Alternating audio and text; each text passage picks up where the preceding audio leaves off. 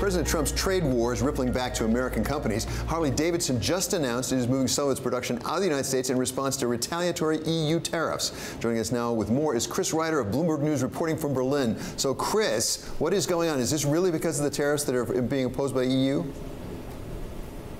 Well, yeah, that's what they're saying. I mean, the tariffs for Harley-Davidson go up from 6% to 31%, and Harley's saying that that's going to add a cost of $2,200 per bike. So they're taking this very seriously. I mean, they're talking about reassigning production to locations outside the U.S. So they're taking it very seriously. Well, where would it be outside the United States? Do we have any sense?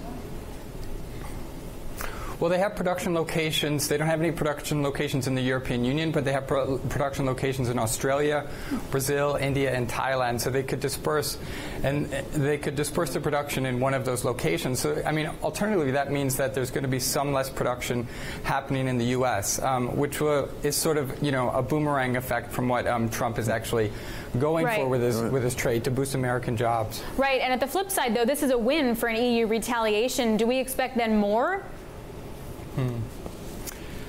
You might expect it. I mean, it's quite a very symbolic gesture. I mean, it's Harley-Davidson. It's very visible. It's very American. It's very iconic. And if a company like this is responding in this way, and for them to reassign production, I mean, they said it's going to take them 9 to 18 months to do that.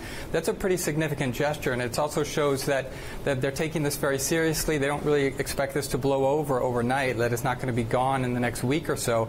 So they're sending a signal, and it's a very strong signal from a company like Harley-Davidson to the administration, to officials both in the U.S. and in the EU, to make amends and try to get this situation sorted out.